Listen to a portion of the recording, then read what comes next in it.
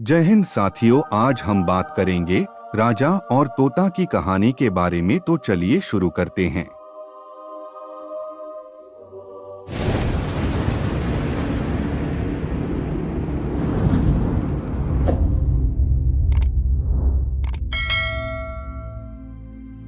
एक समय की बात है, एक राज्य में हरिशंकर नाम का एक राजा राज्य करता था। उस राजा के 3 पुत्र थे। वह चाहता था कि उसका सबसे योग्य पुत्र उसका सिंहासन संभाले, लेकिन वह इस बात को लेकर संशय में था कि वह तीनों में से किसे अपना सिंहासन सौंपे। एक दिन राजा को एक विचार सूझी। उसी समय उसने अपने तीनों पुत्रों को बुलाकर कहा, बेटा, आज मैं आप सबसे एक सवाल पूछता हूँ। अगर आपके सामने कोई अपराधी खड़ा हो तो आप उसका क्या करेंगे? इस पर राजा के पहले पुत्र ने कहा, उस अपराधी को मृत्युदंड दिया जाना चाहिए। उधर दूसरे बेटे ने कहा, अपराधी को कालकोठरी में बांध देना चाहिए।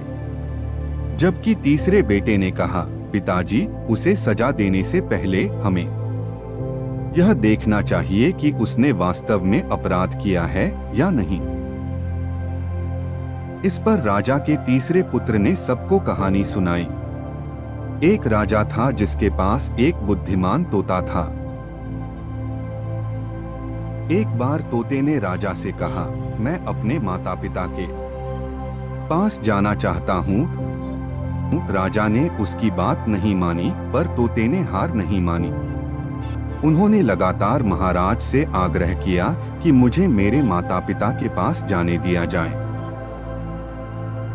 अंत में राजा ने तोते की बात मान ली और कहा, ठीक है, तुम अपने माता पिता से मिलने आ जाओ, लेकिन वहां ज्यादा देर मत रहना।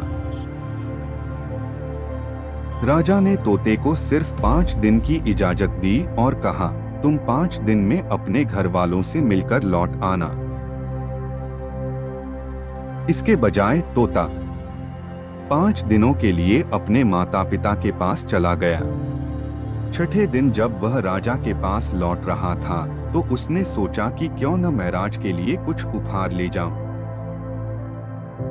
फिर वह पहाड़ की ओर चला गया। दरअसल वह महाराज के लिए अमृत फल प्राप्त करना चाहता था। हम लोग जब वहां पहुंचे तब तक रात हो चुकी थी। तोता पहाड़ पर पहुंच गया और फल ले गया, लेकिन रात होने के कारण वह आगे नहीं बढ़ा और वहीं रुक गया। उस रात जब तोता सो रहा था तो एक सांप वहां आया और वह अमृत फल खाने लगा जो उसने राजा के लिए लिया था। सांप ने फल खा लिया, जिससे उस फल में जहर फैल गया था। हालांकि तोते को इस बात की भनक तक नहीं थी।